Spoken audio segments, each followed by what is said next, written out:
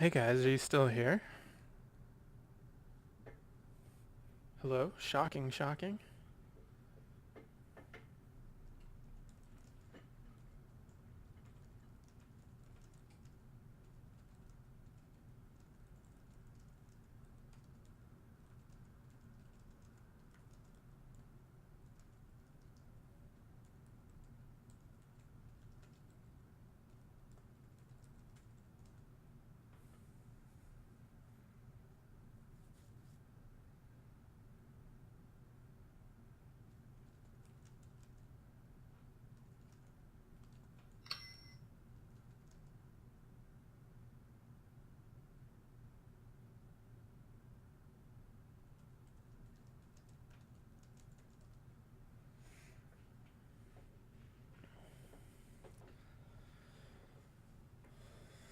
Okay. So I'm picking back up where we left off a little while ago. And, we'll see how it goes. So we were working on the string section of this little mafioso kind of section. And I had been working on turning up the cello, for those of you who didn't remember. So this is reminiscent of The Godfather a little bit. And here's what it sounds like.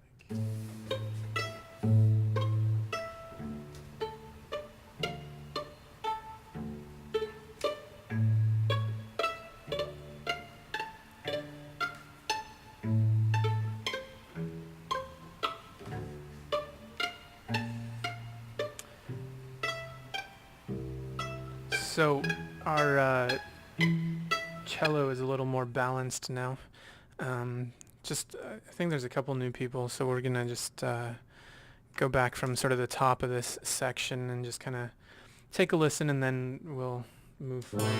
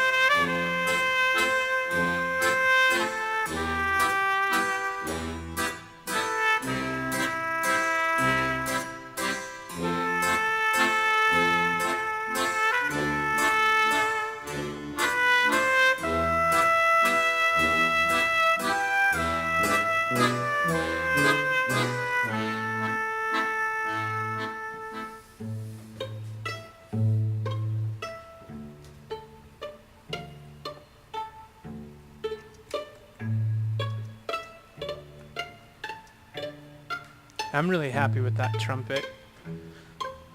So we'll have to give him special credits in the credits for this. So I've tweaked the cello. It's a little bit more consistent now. So we're going to keep going. So basically, for those of you who don't know, these are all live players from the community, from the Wolfire community, who volunteered to sort of play on a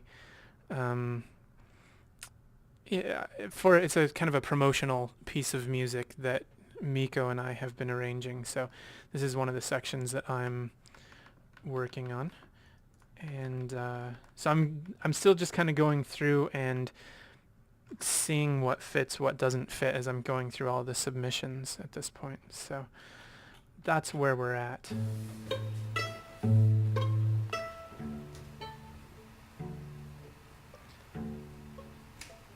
Wow, this person is really quiet. So quiet I can barely hear it at all. I'm gonna use a thing called trim. Before I was just I was using compression to turn up the volume, and this time I'm gonna actually boost the level of the oh, I never finished showing you the compressor. I forgot about that. I'll come back to that. So here I'm turning up the thing called trim. I'll get to that, Anton, Tanjuvik.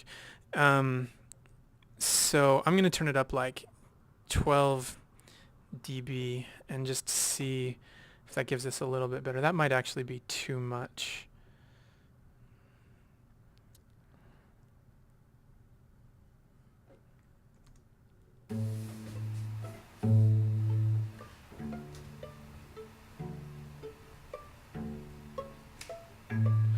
They are a measure off. Okay, so the reason it's called a compressor, and I'll try and explain to you. This is one of the more difficult elements of music engineering to understand. So I'll show you with a version that's a little bit easier to comprehend. The way that a compressor works is you have a section right here that's the input of your sound. In this case, I've put it on our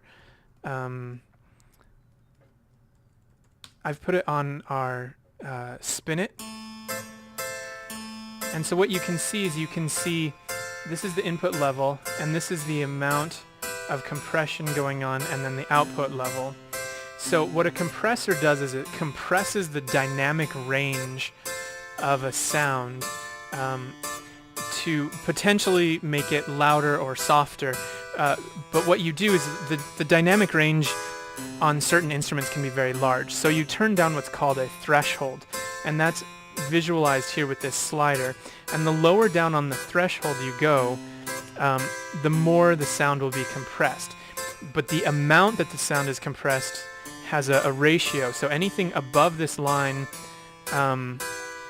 based on this ratio, will be reduced by that amount. So if I set this to, let's say I set it to 10 to 1, that means for every 10 decibels that it goes over the threshold, it will now only go up 1 decibel. So it will be a little bit softer, and you can hear that it kind of really creates a weird effect. And you can adjust how quickly or softly this happens. This is actually way too much compression, but I'm doing it for visualization. So here you can see every time he goes above that line, it's reduced by this amount. And so we're compressing the audio into a smaller dynamic range. And then with a smaller dynamic range, you can then turn the whole thing up louder. So now we're within this dynamic range, but we're able to make it louder. So this is one trick that you can use to even out a performance that maybe someone's moving around the mic, so their level is getting louder and softer. It kind of helps you smooth it out. Now there are definitely artifacts to that, to doing that. So you have to be very careful when compressing things, and things that are over compressed sound very weird to the ear. But pretty much but you can also, I should say, you can also create really interesting sounds. So sometimes on pop albums, you'll hear really cool drums that kind of have a sound to them, and that will be the sound of the compressor taking shape. So there's a lot of different things. Hey, Derver, what's up? So yeah, so that let me know if that makes sense, Tanjuvik. If that's it's a very difficult topic to understand, and it takes a long time to really wrap your head around it, especially because this is the most basic type of compression. That's the reason I use this plugin as a visual aid, is because it shows it very cleanly, but it does take a lot of time and work to get things to sound good. So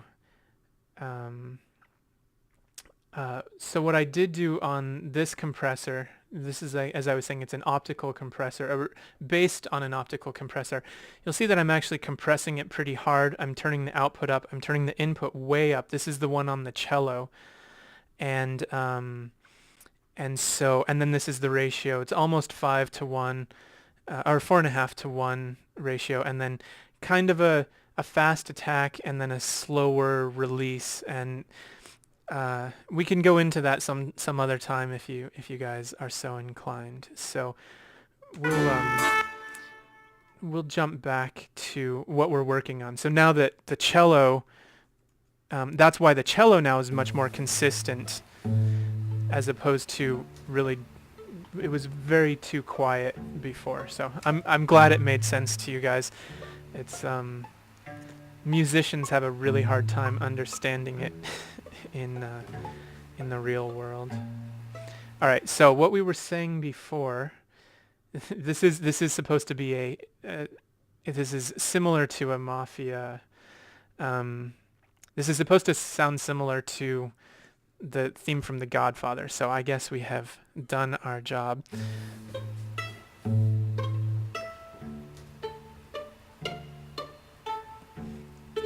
So we're now adding in another violin, whose timing is also a little bit off. The tuning is a little bit off. This is definitely an area that I knew I was going to have a lot of I was going to have a lot of work fixing these kinds of issues. So let's see if we can't just get it a little bit closer. Sometimes it's just a matter of how they recorded it, and then sometimes it's a matter of how they played it. So, and since I don't really want to go in and clean it up too much at this point, because I do like the sound of the natural players more than, otherwise it's just going to sound like my mock-up, which is almost too perfect, so to speak. All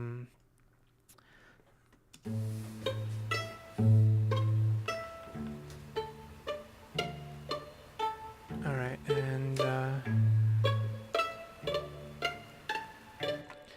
I think no, that's not where we're getting all the hiss. This cello really has a lot of hiss to it. So the other thing I did while we weren't online was I really EQ'd out the high end. So if I bypass this, you'll hear it suddenly get a lot more hiss. And that's hard to deal with. So I'm reducing that by a significant amount, not changing the quality too much, although if I have another cello, which I'm not sure if I do, it might be worth it to kill it some more. So we're going to pan the cello a little bit more to the right, which is sort of the typical placement for the cello. Typically, you will have the first violins very far to the left, the second violins a little bit closer to center, and then next to them will be the violas just kind of to the right of center, and then cellos farthest to the right of center, and then you'll have the basses sort of behind the violas and cello. Now there is a very common alternate thing where you have the first violins on the left and the second violins on the right, and the cello and the violas in the back, which in this case I'm going to go for the more traditional sound because I think that's what Mikko and I discussed.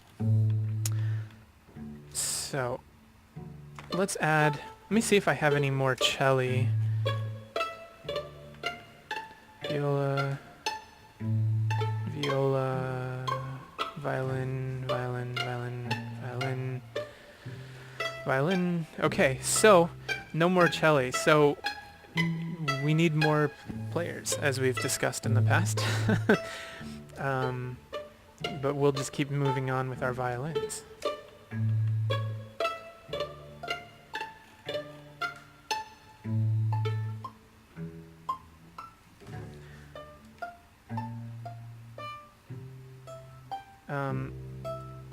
Mikko and I have co-arranged this version, so we it actually goes back and forth between the two of our arrangements. This piece actually doesn't go into the game currently, probably actually never.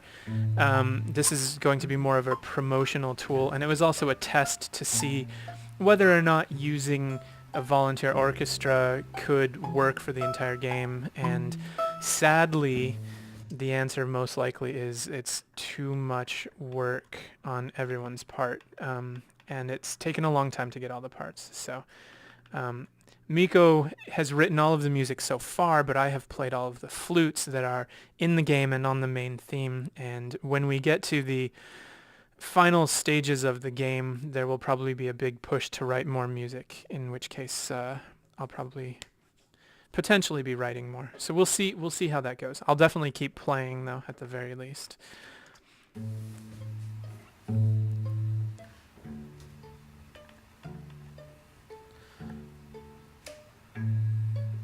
So we could use some more reverb on this guy.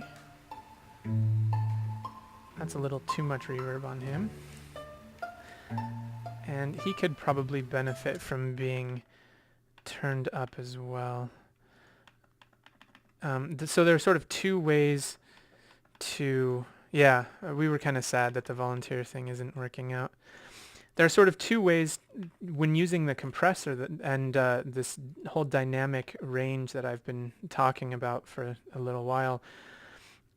You can do things in real time, or you can do things in a pre-recorded setup, and obviously one takes a little bit more processing power, and the other one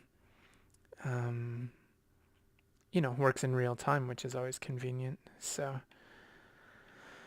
the timing is all over the place, so I can't just easily fix it. So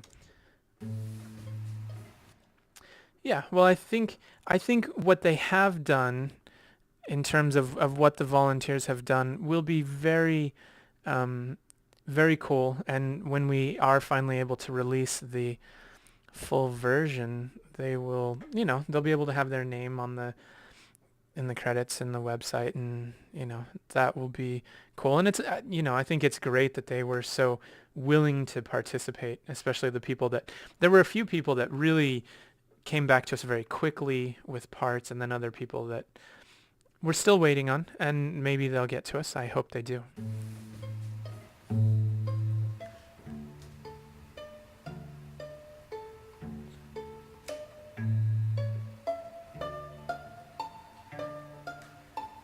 Yeah, some are better than others. We've had some other ones that were unfortunately completely unusable.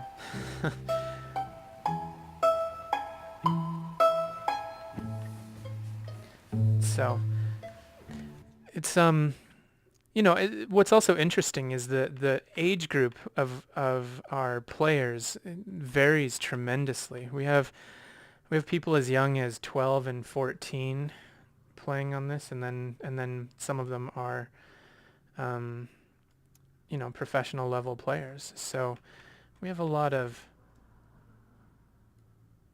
interest. There's a lot of prospects to make this really sound right, I think. So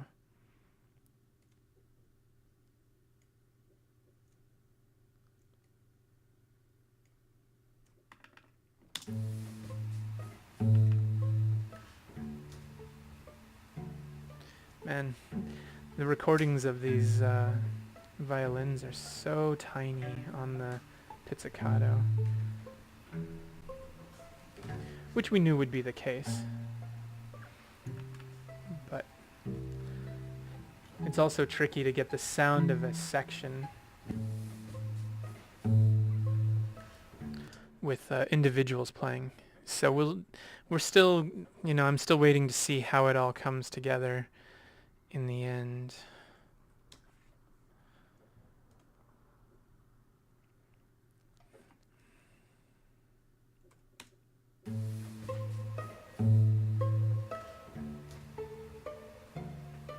So these two players have both played a wrong note on the second note, and I have to decide how I'm going to fix that note. But we're mostly dealing with just getting everything placed at the moment. So we'll come back to that in a little bit.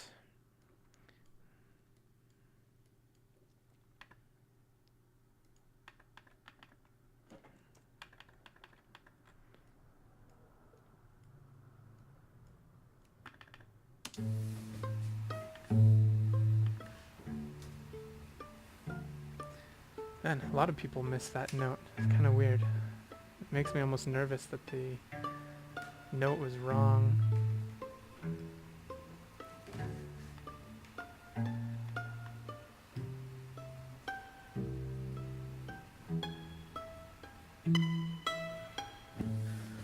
So I have a few optional ways to fix the tuning on this. I do have auto tune, so that could be one option. I also have a plugin I like a little better called Melodyne, which sounds pretty cool, and then I can also pitch things by hand, or I could take it into live. A lot of options, and we'll see once everything is placed how it's feeling, and then sort of decide from there.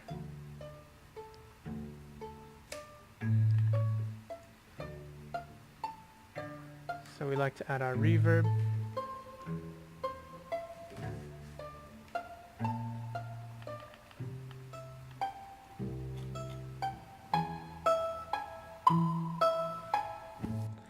Okay.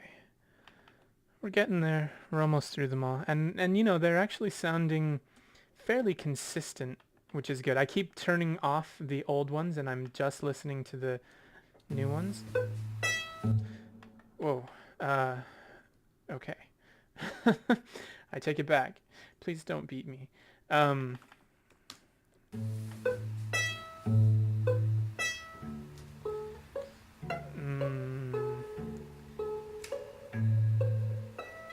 This is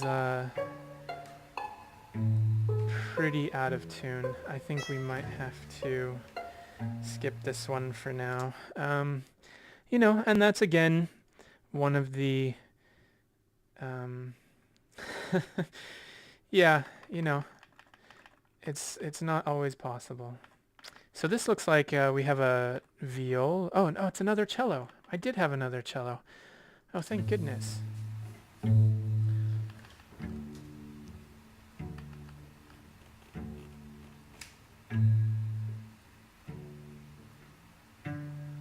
going to stick him up with my other cello.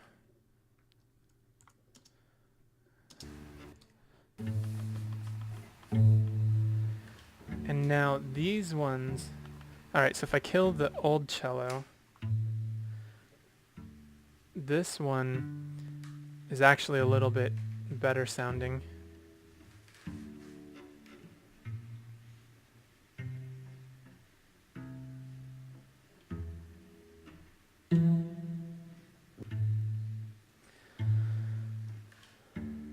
And the timing is close. The timing is close. So here's the two of them now together at the same time.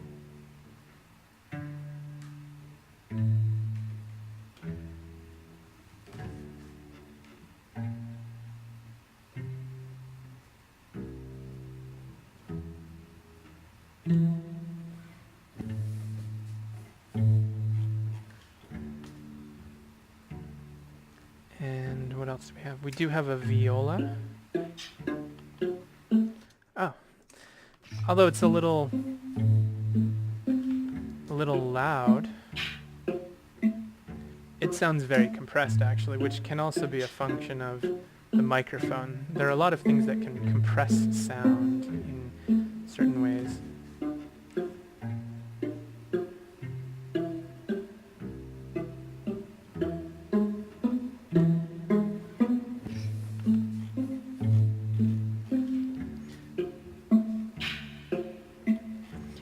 It's true, it's not as good. It's a little bit loud, it's a little close. And unfortunately this section is very soft. But now, what's going to happen is that we can now add in all the strings and either be pleasantly surprised or...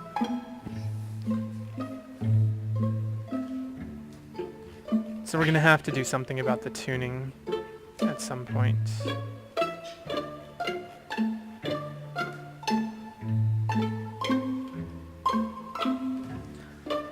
But it's starting to sound a little bit more like what our mock-up sounded like, which is pretty fantastic.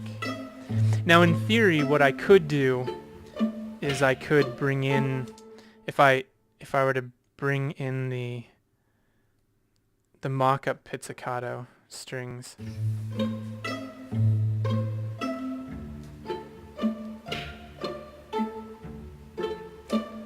Yeah, it does sound pretty good when it's all together. So this is just the players, and this is the players layered with my samples. So if we don't get enough players, it won't be the end of the world to add in the samples. And luckily, they're actually, they're working together.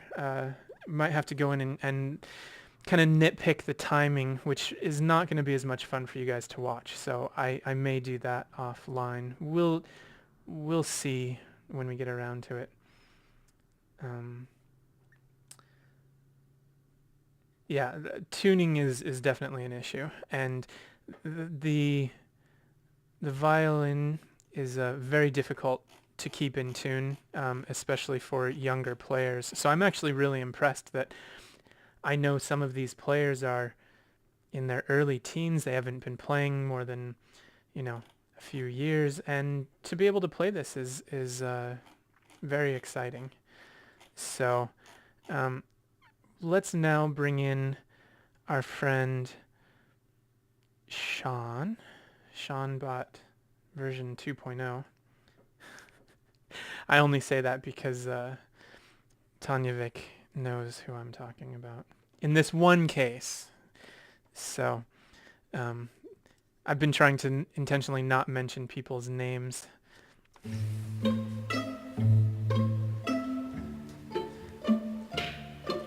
So he actually is a bass clarinetist.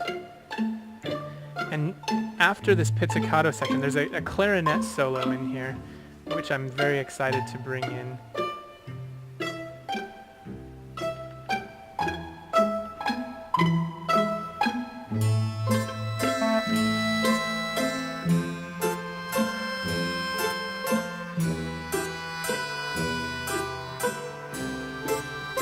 Let's see, where is Sean? Oh, Sean's sound is great mix in there.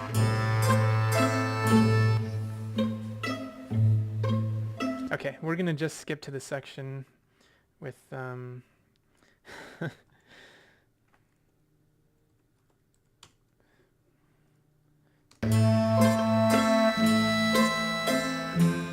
so this is what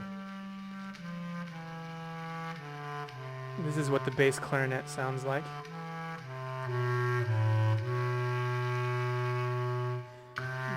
But it actually adds a nice layer.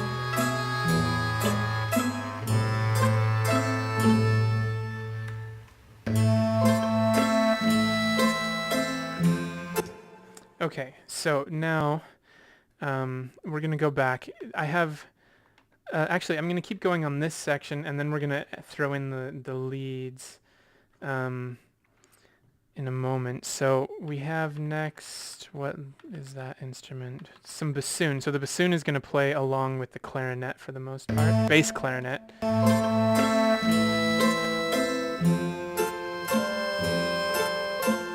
And you'll hear it's a little bit brighter of a sound than the bass clarinet. But when you add the two together, the bass clarinet's a little loud.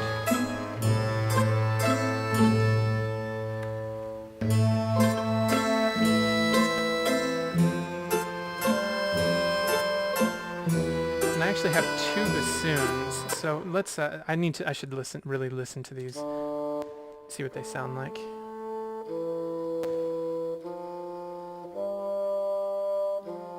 I hope that was me, not in the recording. Ay, ay, ay. Okay, so there's some weird...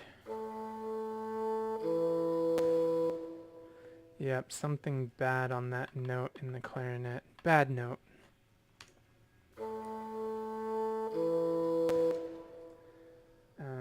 So just for the sake of things, I'm just going to try and cover it with another portion and see if we can't blend them together. Will it blend? That is the question.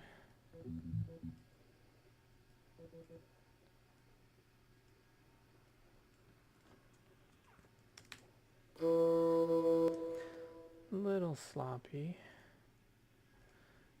So you can create different types of crossfades, and they're pretty awesome. I love bassoon. It's awesome. Fades are still a little weird, but at least we're getting rid of the click, and that's the big thing that we wanted to get rid of.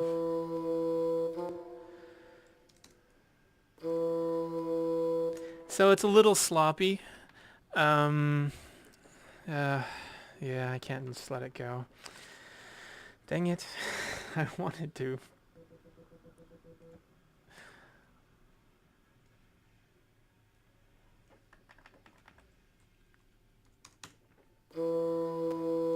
Ah, and we're back to our sound that we've been trying to avoid, trying to cover up.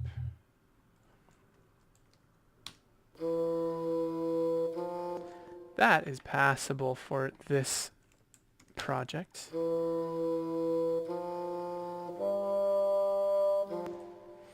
Okay, so let's check out what our other bassoon sounds like. Oh my goodness. That is some 60 cycle hertz going on there.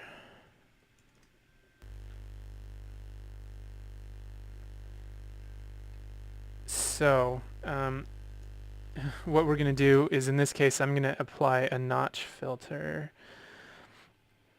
and see if we can't get rid of it. If I could remember what it's called in here.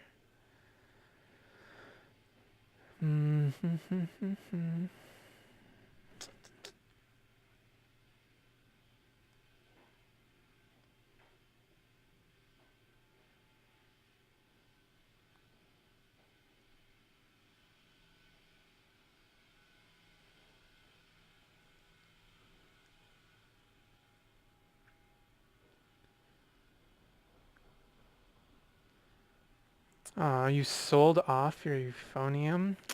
So sad. I'm, as you guys know, I'm a tuba player, so... or maybe you don't know, but now you know.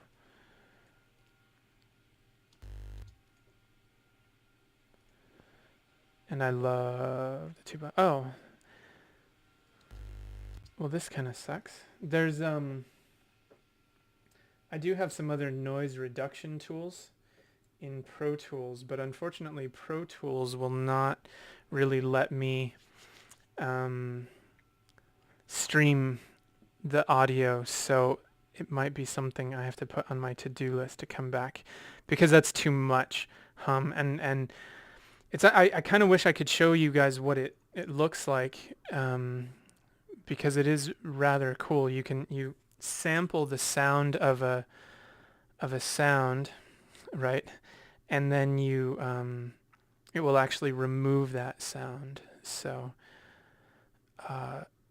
it's pretty amazing stuff. Maybe what I'll do instead is I will just try and actually EQ it out. So, oh, it's 50 hertz. That would be why. So this person is European, not American, as I said. So yes, they do have one in Audacity too. So I'm just going to drop in right at 50 hertz and just pull out as much of that sound as possible.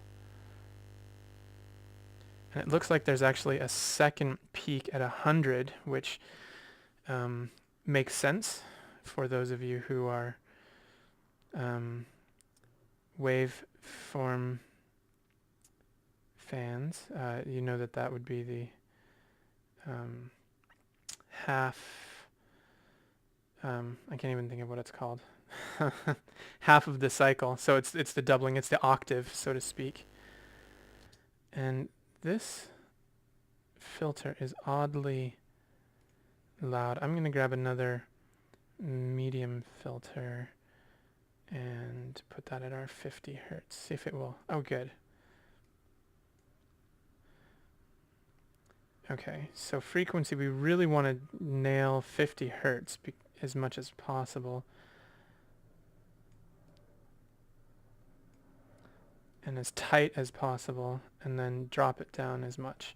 So there would, well, it goes based on the Overtone series. The Overtone series starts with an octave, and then it would go to a fifth, which would be a quarter of the way up, and then it's a progressively increasing. It gets smaller and smaller as the scale goes up. So there would be it would actually be the fourth one would be at 200, and there would be another one at 150. So it's but the doubling, the one at exactly double is always the strongest second overtone. So if we listen to this again, I'm just going to turn on and off. I think you probably heard it just now, but I'll turn it on and off just so you can hear. This is with my new filters stuck in, and then this is what it sounded like before. It will, and that's what we're going to listen to. So it will affect the sound, unfortunately, but they recorded it this way, so there's not much we can do about it. So this is with it. So this is what it sounded like, the recording, the way he gave it to me. He or she, I actually don't know. And then if I kill those frequencies, you can see that we have a much more usable sound. So still not perfect. There's still some noise in there, and maybe I'll take the time to go in and cut it out. But for the most part, this is now a usable bassoon part just by cutting out those two frequencies. And luckily for us, he gave me this large section of just the tone where we were able to cut it out. So kind of convenient. If you're going to make a noisy recording, give me as much of the noise as possible so I can isolate it. So the two bassoons together, which is a great sound,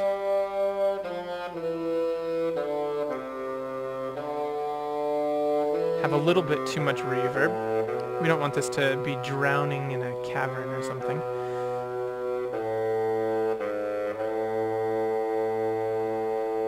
We'll put them just slightly left.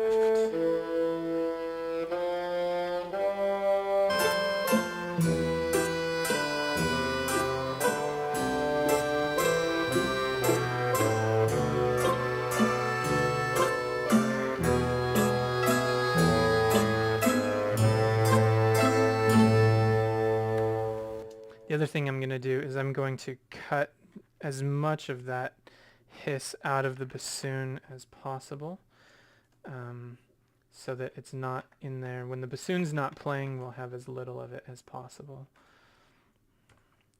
And then I'm just going to fade in the in and out points so that we get a smoother transition, so it doesn't pop and clip when we do that.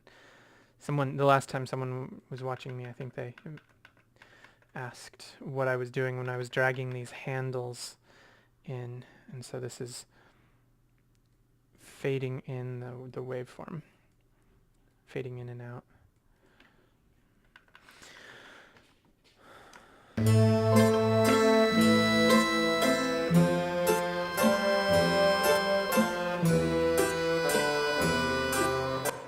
Oh, it was you, wasn't it? See, yeah, at least I remembered that someone asked me. Okay, so for the most part, we now have our basic layer of sound for the second half. So what I'm going to do now... Oops, where am I going?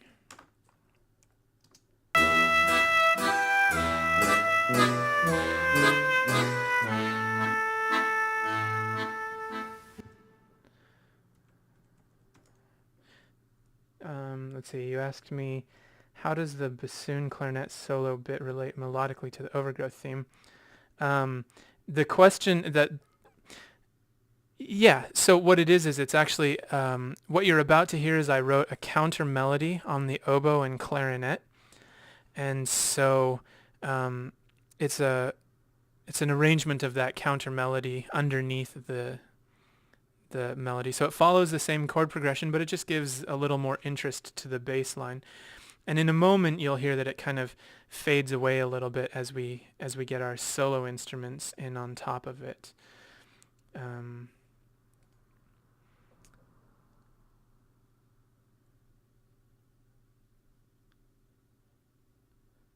Sorry, I'm reading what you guys are saying.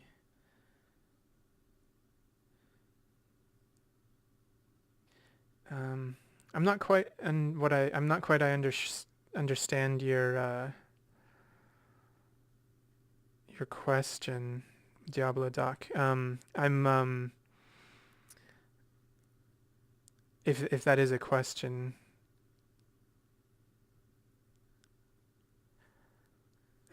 Oh, okay. So yes, I mean every little part I wrote because I do think that it changes the sound. So I wouldn't quite say it's unnoticeable, but oh,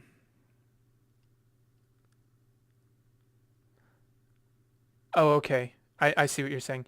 There are violins going on in that later part, and as we start getting in the other things, I think it will start making more sense to you. Also, since this is in the middle of an 8-minute piece, this is right around the 3 to 6 minute section because it's about 2 minutes long. It will. It's a it's a variation of the theme from section to section. So there are actually parts that are, I'm gonna give away a little bit. There's some parts that are pretty rock oriented, some places that are big brassy chord sections. It actually starts off with my the song that you guys have heard as trailer music. So there's a lot going on. Have a good night. See you later. So it's yeah. So there will be a lot more to it than just what you're hearing now, if that's the concern. So now, at one point, I did not have the clarinet that I wanted, and so Sean actually generously recorded the clarinet line on bass clarinet as well. So, wow, 20 seconds.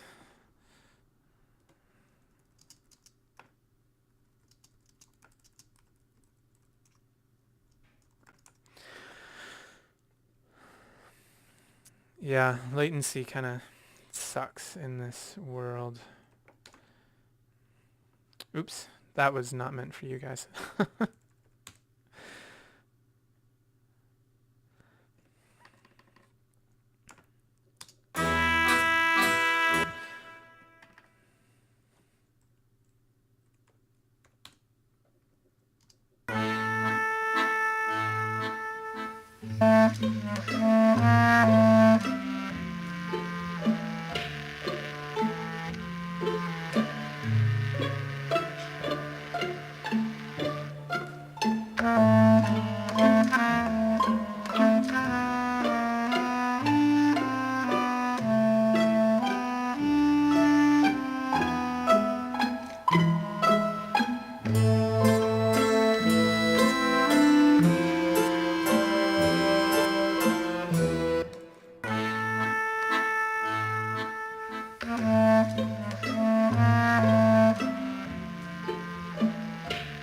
So it is a bass clarinet, and it sounds like a bass clarinet. I'm mostly just putting it in place as an option when I go back. Again, today is mostly just about getting everything in place and then seeing how it goes. So here's what the Riehl clarinet, we did have a Riehl clarinet record for us, so it sounds like this.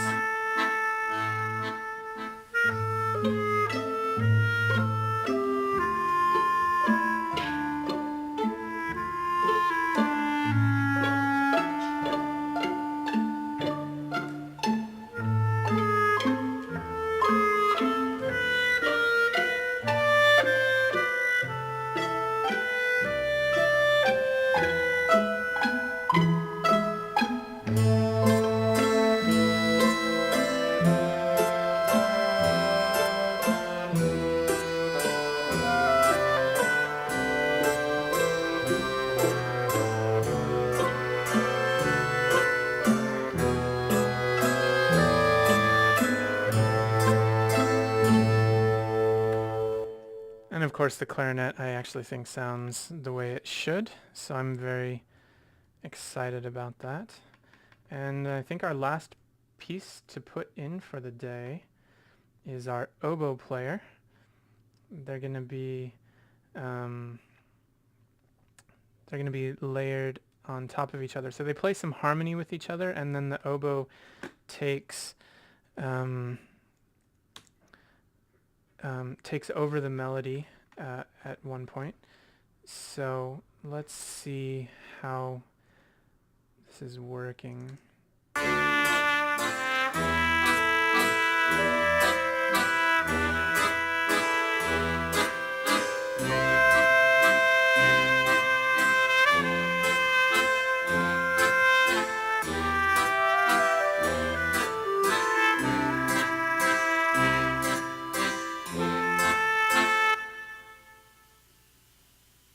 Let's see. This is not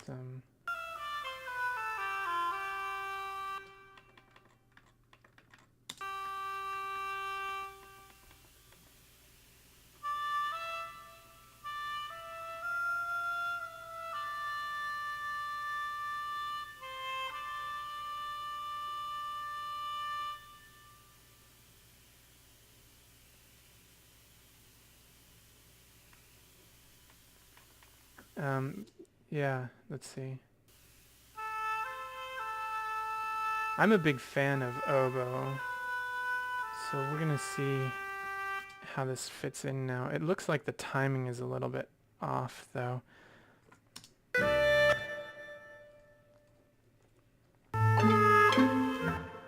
Yep, he's early there.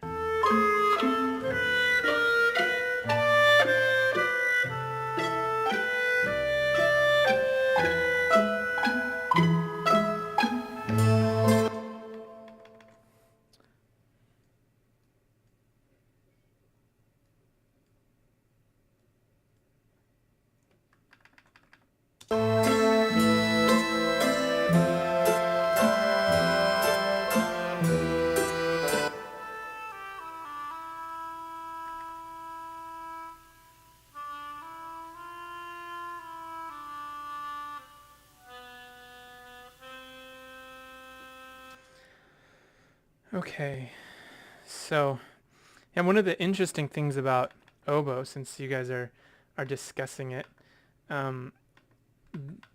oboe is one of the few instruments that actually is louder in its lower register than in its higher register, which is kind of funny. It's sort of backwards that way. So when you write for it, it actually works really well as an alto instrument versus the flute as a soprano instrument. It's kind of cool. Because you can hear it. So of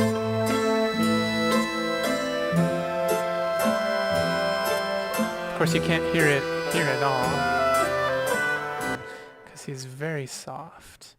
We're gonna use a compressor again on him. This time I'm gonna use something a little bit more lo-fi, not lo-fi, but kind of old school. That's not the one I wanted. This is the one I wanted.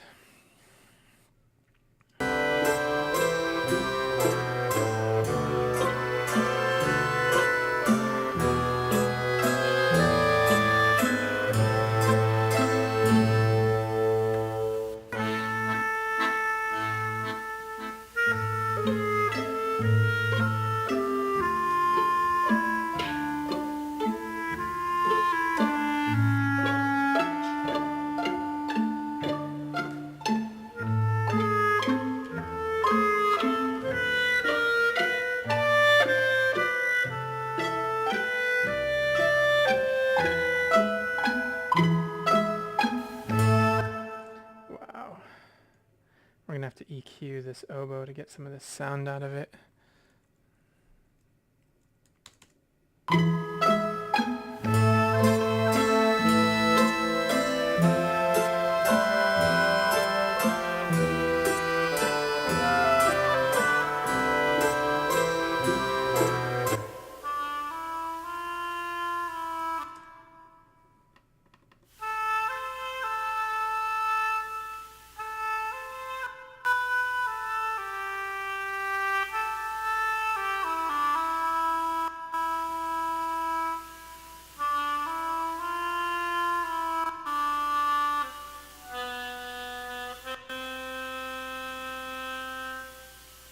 And this is unfortunately one of those times when we find that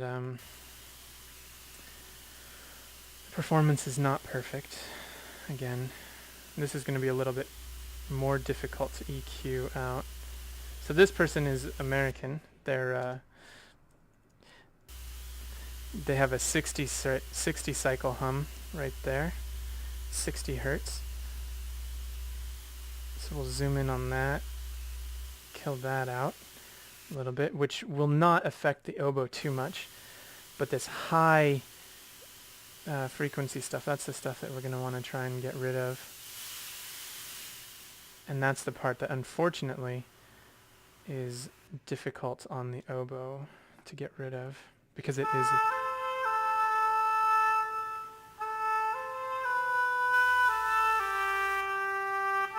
See, we're killing too much of it. I'm going to try a different... I'm going to now change it to a low pass filter.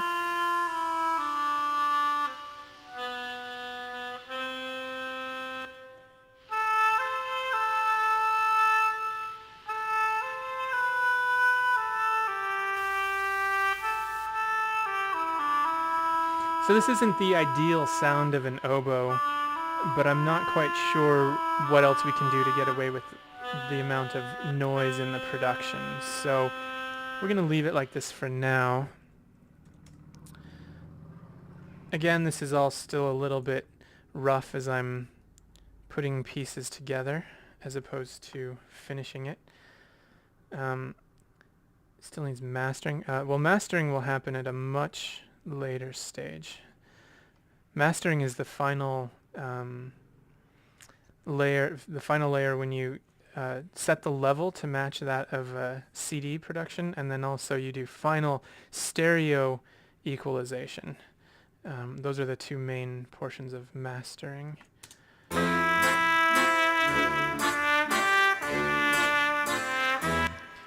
Alright, so let's just take a listen to what we have now for this whole section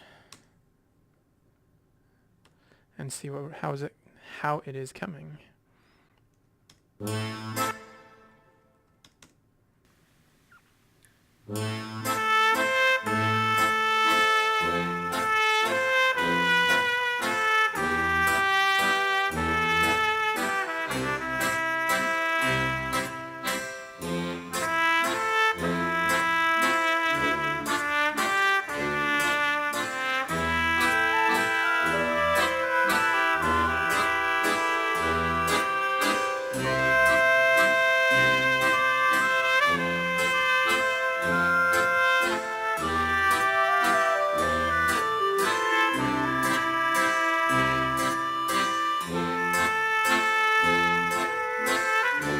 Okay, so this is driving me nuts. Those are clearly in the wrong spots.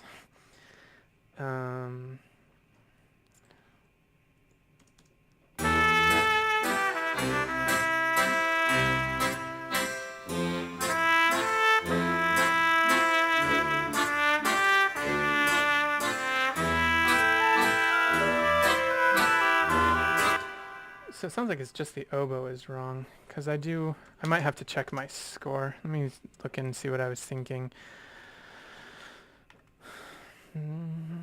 So here's the trumpet line. And then... Oh, there's the trumpet line. That was the mandolin before, sorry. So clarinet first at measure 155. And then they come in together at 163. So this was my mistake. I placed that in the wrong spot. And he actually timed it better than I did. So I'm pleased to say that although there are issues with the recording, his performance is at least correct, which we are happy about.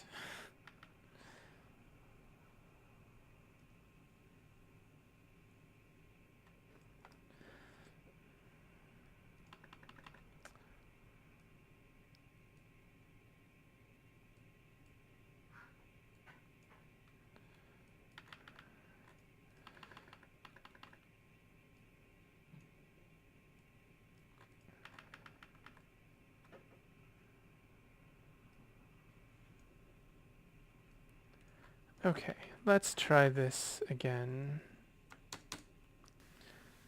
Actually, let's listen to that section.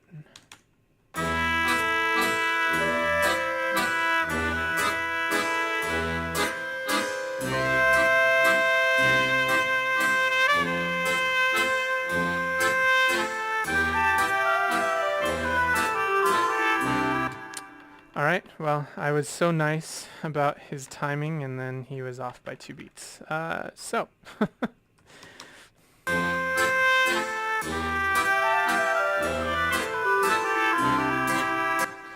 Almost there. Timing is still a little weird.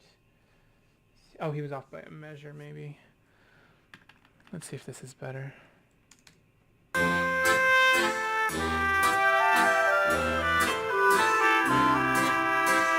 There we go. That's what it's supposed to sound like. It's great when we make it right, huh?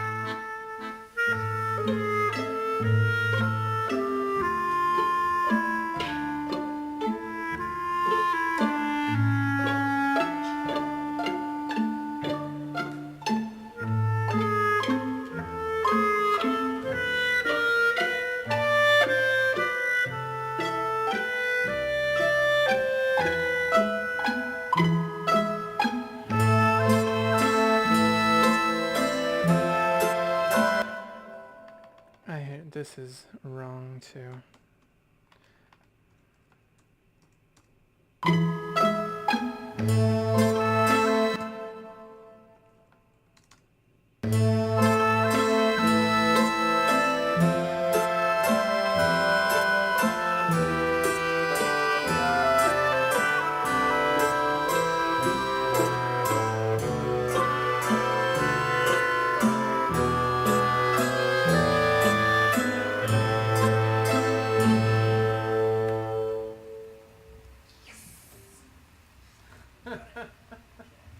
That was not me saying yes. It's yeah, it's actually starting to finally come together. So let's see.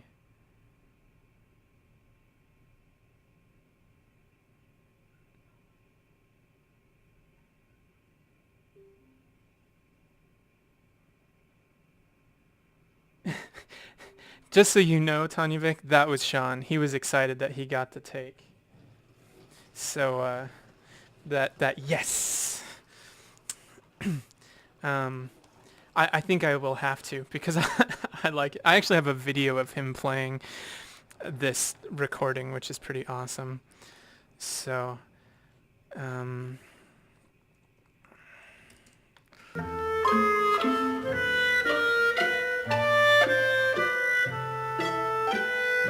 so there's a lot of noise in here from some people. So I'm going to have to go in and clean up a lot of extraneous noises and things, and that's, you know, just part of it. But I'm actually pretty happy It's turning out close to what I expected it to sound like when I started putting everything together. So the only thing that we're really missing still, the mandolin is a little weak. How would I change it? Well, the strings. Um, oh, you're asking him.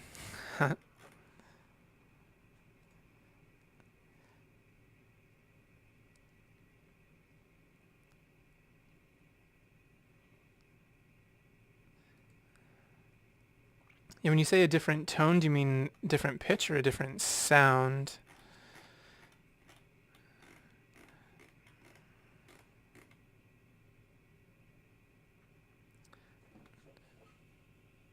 Well, that's the waltz probably is what you're talking about. Um, you meant pitch. Well, it's following. Well, there are some wrong notes, so that's a big problem, and I'm gonna have to go in and fix those manually, note for note, and also some timing issues. Although once it kind of goes all together, it's it's still creating the sound that I like, but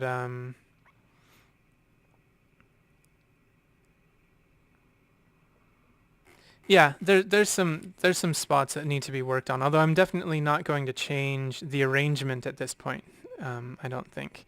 I'm pretty happy with the chord progression, um, and from what it is, it's based on the theme. So there's one more section that we're gonna sort of work on today, and then that will be all she wrote. Um, and that's the transition from Mikko's previous section. I'm glad you're liking it so far. Um, from his previous section into the new section, and it's actually going to be trumpet solo really by itself, and there is a string chord to sort of transition. So we'll see how they did.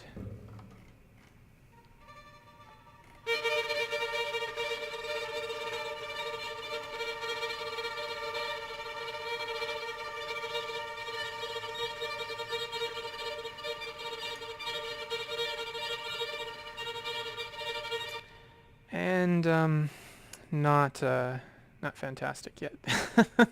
Well, in the mock-up, it's just a transition. They were supposed to be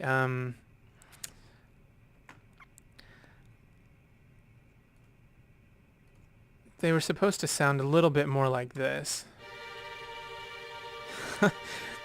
This is, of course, my mock-up version, and I might have to layer them together because it needs to really sound like a section, and currently it sounds like a bunch of people not quite playing together. So let's see if we can't straighten that up a little bit.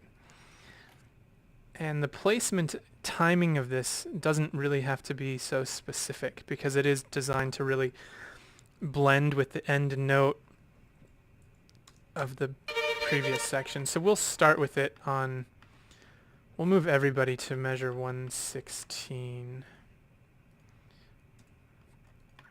as long as they play something.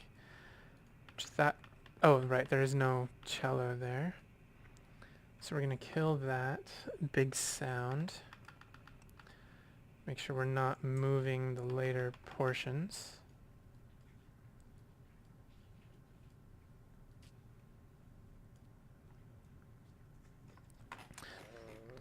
So I'm going to just start by soloing individual parts.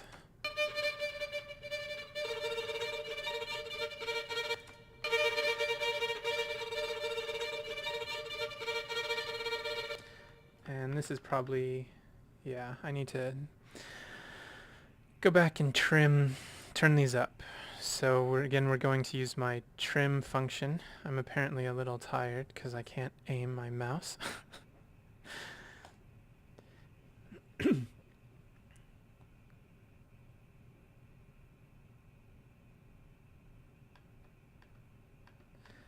Yeah, well the problem is that a lot of the players weren't playing together.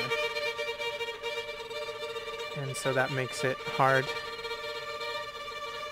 to get a cohesive sound. To get the sound of a violin section is very difficult to do when you record individual string players on their own.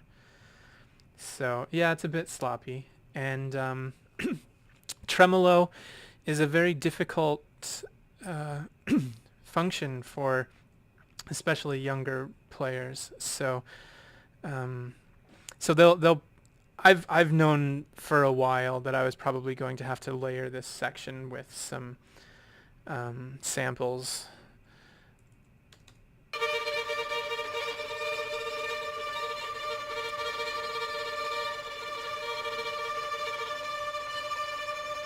Actually, it's really just these ones. Maybe let's just kill these to start with. That might be a good idea.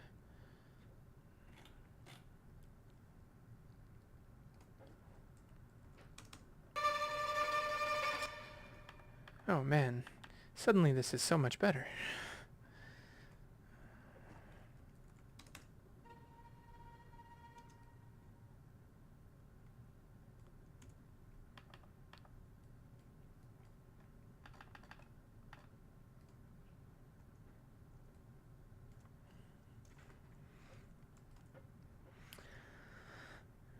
And then this is another one of our soft microphones. You know, we we had no consistency in microphone or recording equipment from person to person. So some people just did this with their laptop microphones or you know, whatever they had available. So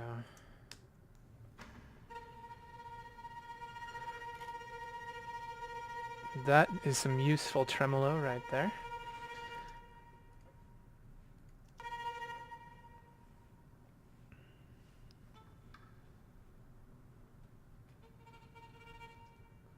Actually, overall, I think that we have more than I thought we did. So I'm excited by this new exciting news. We'll just keep turning up the audio and see what we get.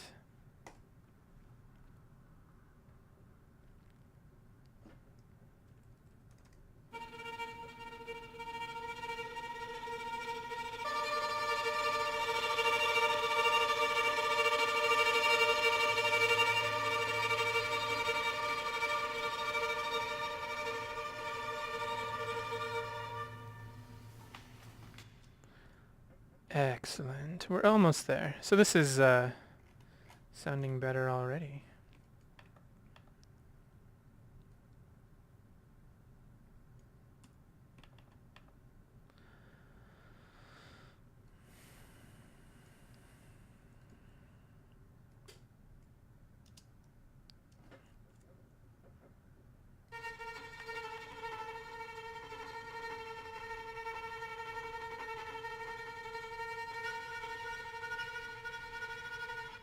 Wow, I don't remember putting a second in there. That's a little odd. Yeah, unfortunately this guy, we might have to not use him here either.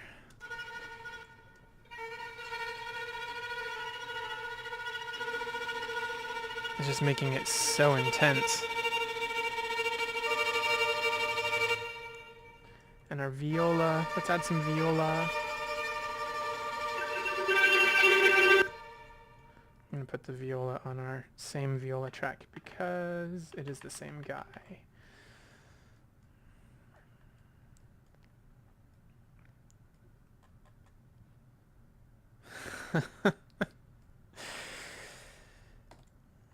Absolutely.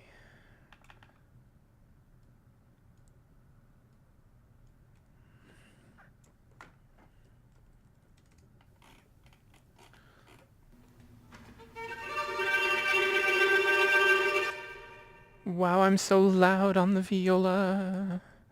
It's so very loud in here. Alright, so I'm just going to turn down the volume of the viola. In this case, I'm actually just turning down the volume.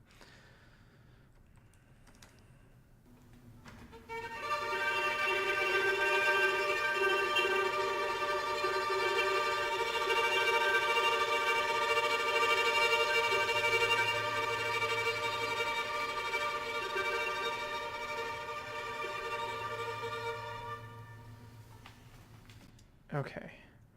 So now,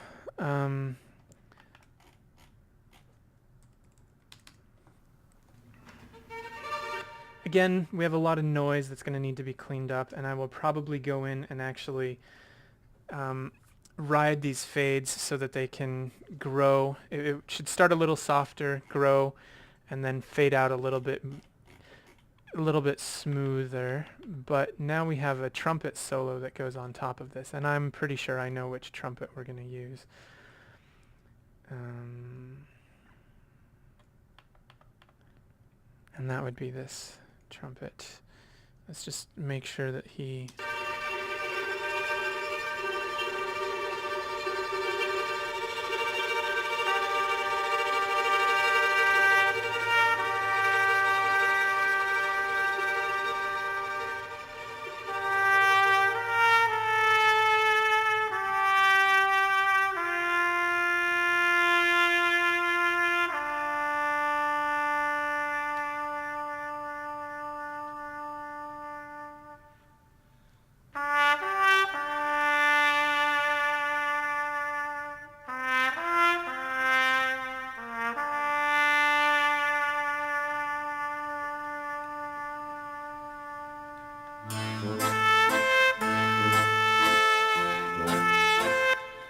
Oops, there's something not right going on with the tuba.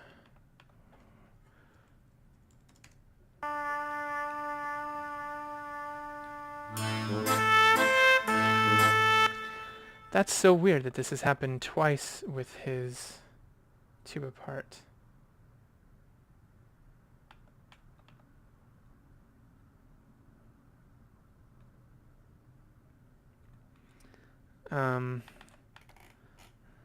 I'll tell you that. Well, we'll probably list the trumpet solo in the liner notes when we release it.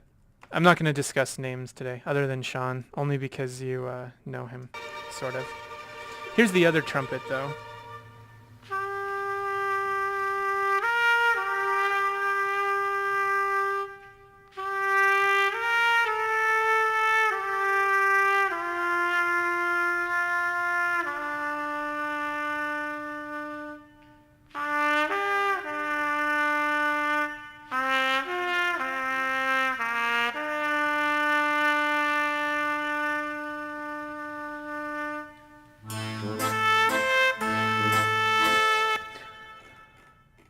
Aside from the tuba sucking it up, which is kind of making me really angry, he's not as terrible. He's pretty good on this solo.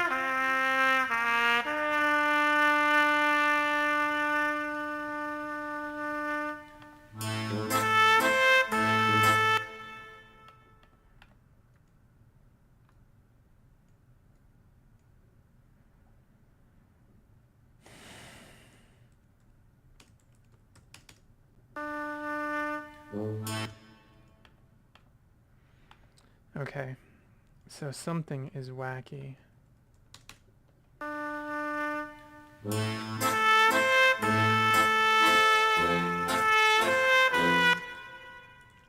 right. I want to listen to the other trumpet solo again.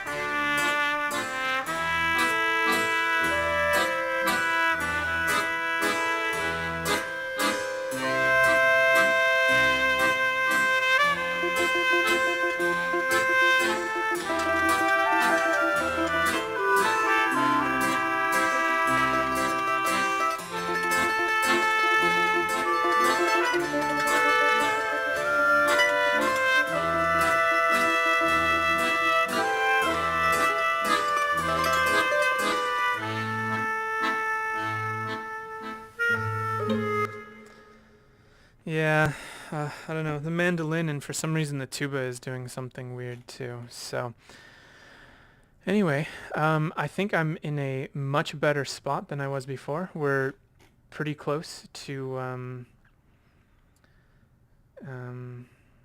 you know, pretty close on this arrangement. We're still waiting on a few players, but at least I have something now that gives me an idea of where we're at. And I think that's it for the day. So thanks for tuning in, guys.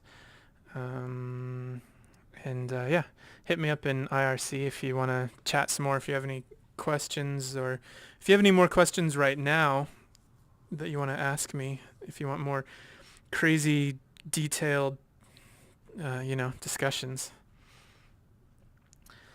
Cool. I'm glad you enjoyed that, Tanjavik. It's, yeah. Well, I was excited. I knew it would shape up as I was going, so it's always kind of fun. And you didn't have to watch me fumble around as I was creating it as I go, because that would have been a little more boring, a little slower paced. So I think this was a good pace where you could really see, I still showed you a lot of details, and yet you still got to see something sort of from beginning to end. So thanks for tuning in, and until next time. And yeah, I will be doing the same thing on my other section. If you guys do you guys want to hear what the other section sounds like? Although you've probably all heard it before.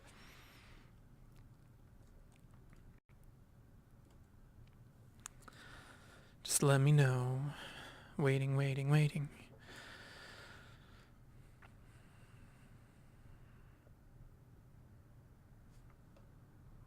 All right. So you've all heard it before.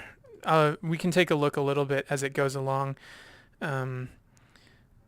to what's going on. So again, woodwinds, brass, percussion, and strings in this case. So we can pop up and take a look as it goes along.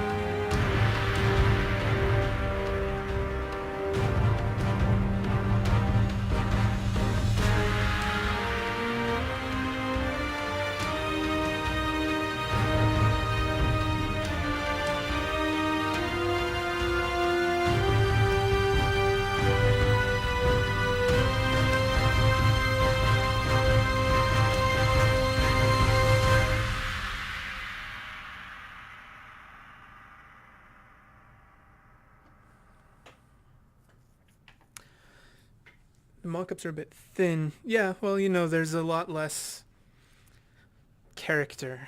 I think that would be the best way to put it.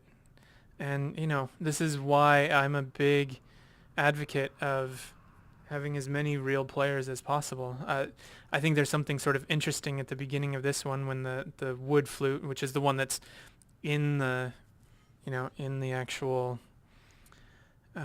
main theme, when it comes in, that's a spot that I actually really like. But those soft strings at the beginning of this movement are going to be really difficult for inexperienced players. They're playing what are called harmonics, and they're not easy even for professional string players. So I have a feeling that that will also be layered with samples to make it sound right. So,